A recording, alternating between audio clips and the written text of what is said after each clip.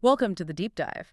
Today, we're unpacking a technology market that's experiencing, well, a pretty massive boom, kind of quietly reshaping how we all communicate. Yeah, it's happening globally, and the scale is quite surprising when you look closely. Exactly. We're diving into the global IP phones market.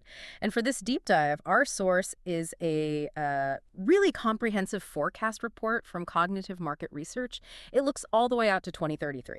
So a long-term perspective. Right. And our mission today for you is really to get a handle on the, frankly, surprising scale of this market. Understand what's driving that rapid expansion. Yeah, and pinpoint, which regions are the real powerhouses pushing this growth. The hotspots. Okay, so just to give you a sense of the scale right away, get this. Back in 2021, the global IP phones market generated sales revenue of nearly $29.6 billion. Almost 30 billion. Already significant. Already huge. But here's where it gets really eye-opening. It's projected to surge past $44.7 billion by 2025. Okay, that's quick growth. And then it's forecast to basically explode, over $102 billion by 2033. Wow, $102 billion. It represents a compound annual growth rate, that's the CAGR, of nearly 11%, 10.897% to be precise, during that whole forecast period. So almost 11% average growth year after year, smoothed out. Exactly. Which means the market value is set to more than triple over about a decade. It's remarkable. It is. And what's really striking about those big global figures is how they're made up of, really diverse regional stories. Different speeds, different drivers. Right. Let's start with North America then. It's already a giant market. Absolutely dominant. And the report projects it'll stay that way, hitting over $39 billion by 2033.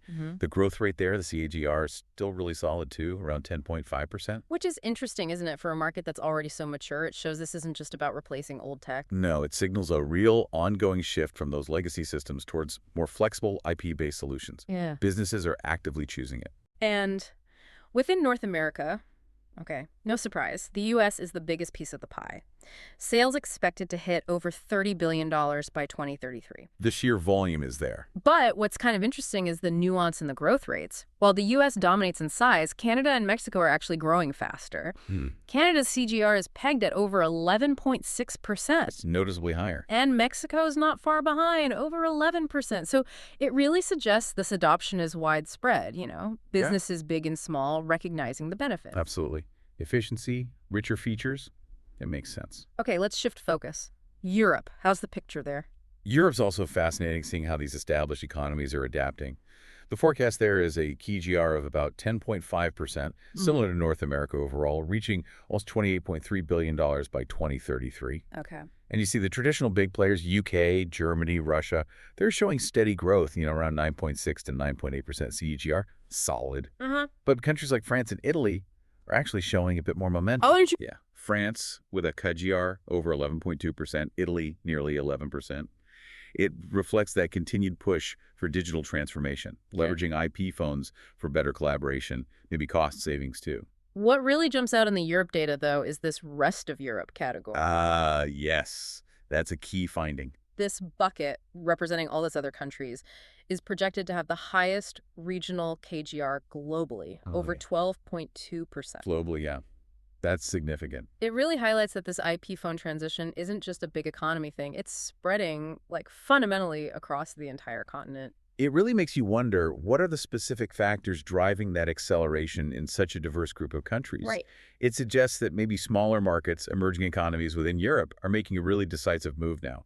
They see IP telephony as the standard, the future-proof option. Bypassing older steps, perhaps. Could be.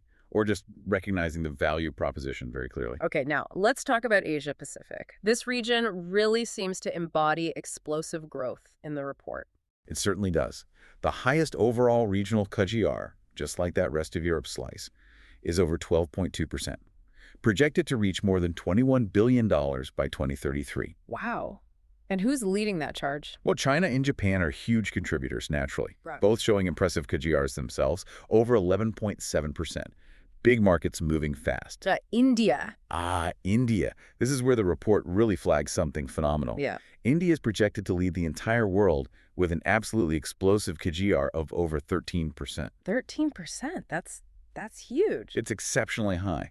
And it tells a story, I think, about rapid modernization. It's not just existing businesses upgrading. Or it's maybe leapfrogging. Exactly. A digital leapfrogging effect seems likely. New businesses, expanding companies, they might be skipping older landline tech entirely, going straight to scalable IP solutions. Driven by broadband expansion, maybe. Very likely. Affordable broadband spreading, plus you have a really dynamic startup scene there that needs flexible, enterprise-level communication tools right from the start. Makes sense. And it's not just India. We see strong growth elsewhere, too. Yeah. Singapore, nearly 12.8% CAGR. Southeast Asia as a whole, over 12.5%. So a broad regional prioritization of IP infrastructure. Clearly a core pillar for their digital economies. Okay, how about South America? Is it keeping pace? South America is definitely part of this digital transformation story. The projection there is a robust CAGR of over 12%, nearing $7.9 billion by 2033. Still strong double-digit growth. Very strong. And while Brazil leads in terms of the total revenue size, Argentina is actually forecast to grow faster, a CAGR of over 12.5%. Interesting dynamic there, too. Yeah, and countries like Colombia, Peru, Chile, they're all showing strong double-digit growth as well. It's pretty consistent across the major economies there. So the takeaway is widespread adoption, not just in one or two hubs. Exactly. It points to a broad regional shift towards these more advanced, more flexible communication systems. Businesses across different sectors are getting on board, better connectivity, need for integrated tools. Right. And what about the Middle East and Africa, often grouped together but distinct markets? They are, and they each have their own story. The Middle East market is growing at a solid CAGR of over 9.2%, expected to pass $3 billion by 2033. Okay, solid, but maybe not as explosive as APAC or South America. A bit steadier, yes, though the UAE really stands out within the region. How so? Its CAGR is projected over 10.4%. That's significantly faster than, say, Saudi Arabia or Turkey, which are forecast below 9%. So the UAE is a bit of a regional engine for this tech. Seems that way. And then in Africa, we see a healthy overall CAGR of over 9.5%. The market's expected to go beyond $2.1 billion by 2033. Okay. South Africa and Nigeria are substantial contributors, as you expect. But interestingly, the rest of Africa segment, similar to Europe's pattern, is actually growing slightly faster, nearing a 10% CAGR. So again, growth beyond just the largest economies. Yes. It signifies this steady foundational integration of IP phones across the continent. There's a growing demand for reliable, scalable communication, especially in developing economies. Okay, so we've gone around the globe. Let's try and synthesize this. What does this all mean for you listening? I mean, this deep dive into the Cognitive Market Research Report, it paints a really clear picture, doesn't it? It does. The IP phones market isn't just sort of ticking upwards. It's undergoing a really significant, really consistent global expansion. That projection, more than tripling in value by 2033 to over $102 billion. It's just a massive number. It is, and one of the most fascinating things for me is how uneven that growth is, geographically speaking. It really highlights specific regions, specific countries as these real hotbeds of adoption. Yeah, you've got North America still the heavyweight champion in terms of market size. Right, but the highest growth rates, the fastest acceleration, that's happening in places like Asia Pacific. Led by India's incredible numbers. India's explosive growth, yeah. And South America, too, showing really strong, consistent double-digit growth across multiple countries. And even within Europe, that rest of Europe category standing out. Exactly. It signals this foundational shift is happening broadly. Yeah. Not just in the expected places. So you've heard the numbers, the regions, some of the drivers we've discussed. This isn't just, about new desk phones appearing. Yeah, not at all. It's about how businesses, organizations are fundamentally changing their communication infrastructure. They're embracing efficiency, flexibility, scalability. Which leads us to, I think, an important question for you to consider. Okay. Given this really sustained, remarkable growth we're seeing in IP phone usage, how might this widespread adoption really change the game for, say, the traditional telecom providers? What does it mean for their business models? Good point. The competitive landscape. Yeah. And also, what new opportunities does this unlock? Think about related technologies, unified communications platforms, the whole ecosystem around it. And crucially, cybersecurity for all these network devices. What does this pervasive adoption mean there over the next decade? That's a lot to think about. Great question. Okay, well, thank you for joining us on this deep dive into the really dynamic future of IP communication. It's been fascinating. Until next time, keep exploring.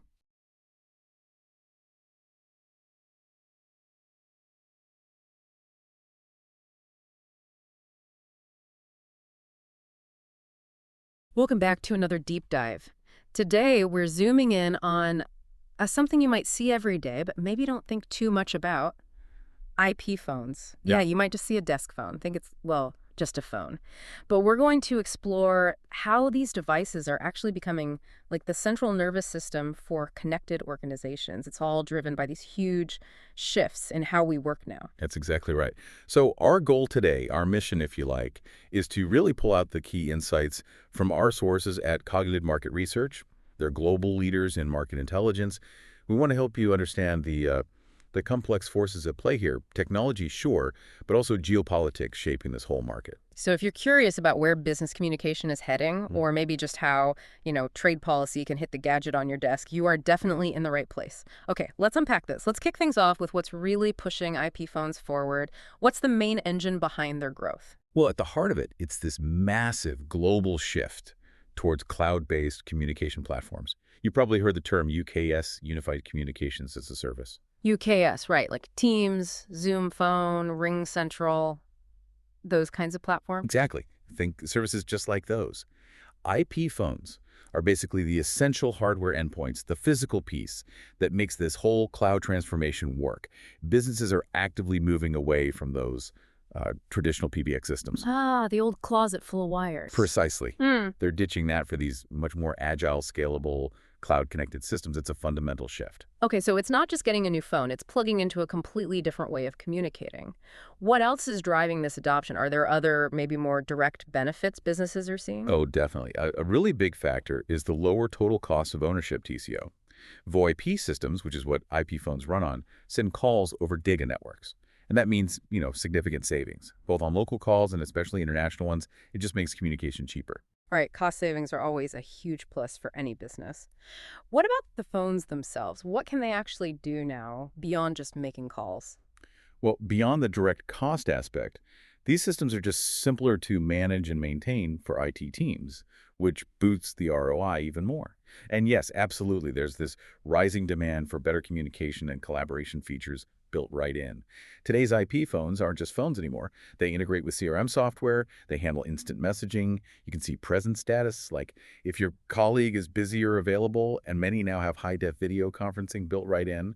They're really designed to help teams collaborate smarter.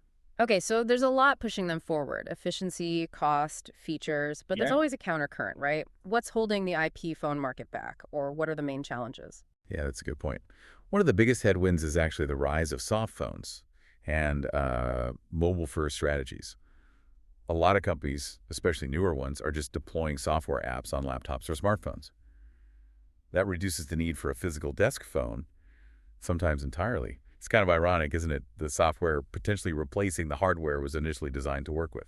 I can definitely see that fitting with remote work trends, people using their laptops for everything. Is that the main hurdle, or are there technical issues too? It's a major trend, yeah, particularly with tech companies and younger workforces that started remote.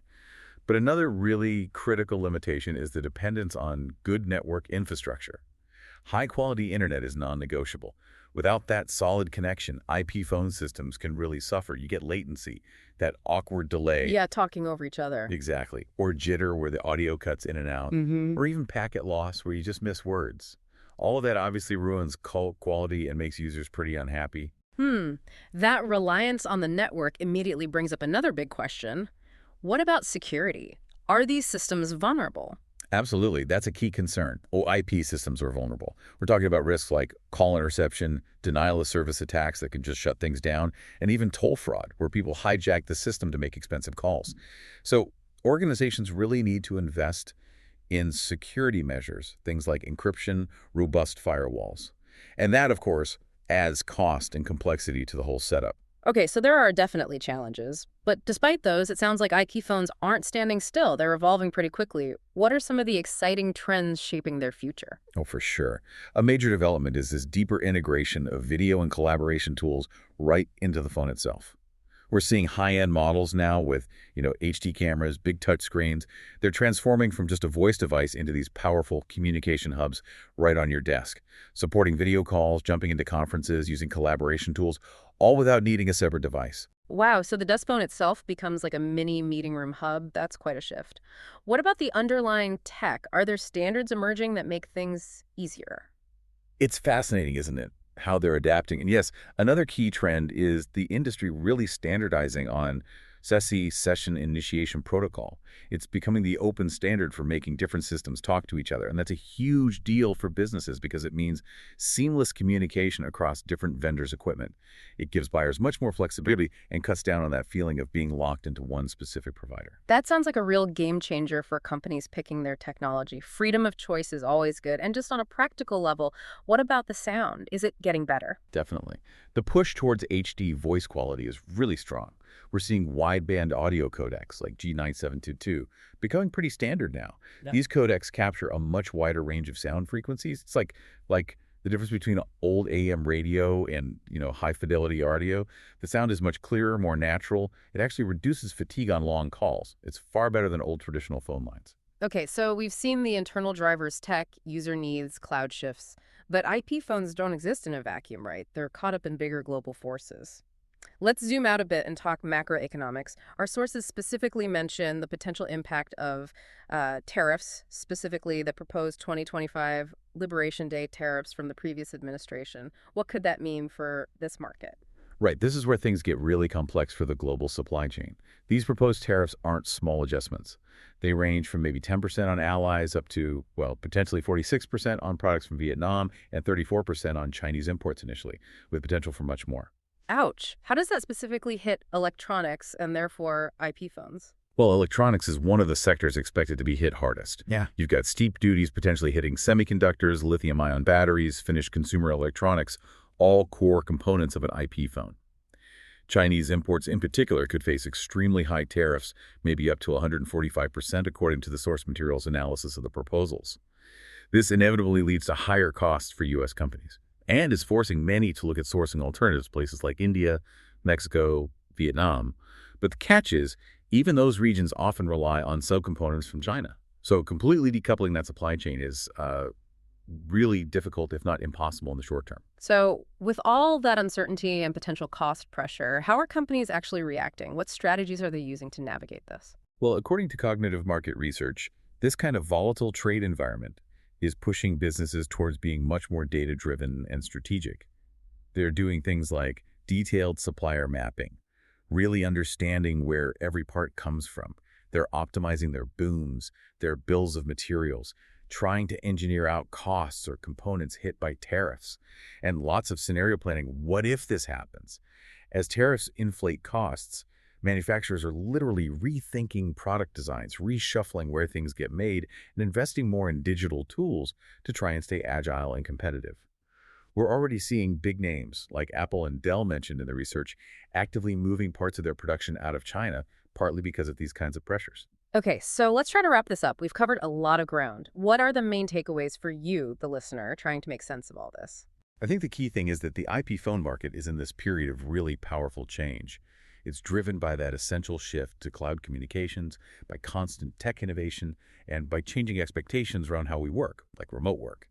But at the same time, it's facing some very real challenges. You've got the competition from soft phones, those cybersecurity risks we talked about, and now these complex geopolitical trade issues impacting the supply chain and costs. Yeah, it really highlights how, for businesses, staying competitive means this constant balancing act, juggling cost, performance, feature, security, and just overall adaptability. Yeah. Your desk phone isn't just a simple phone anymore. It's a node, like you said, in this much bigger, much more complex global network. Exactly. It's almost a microcosm, isn't it?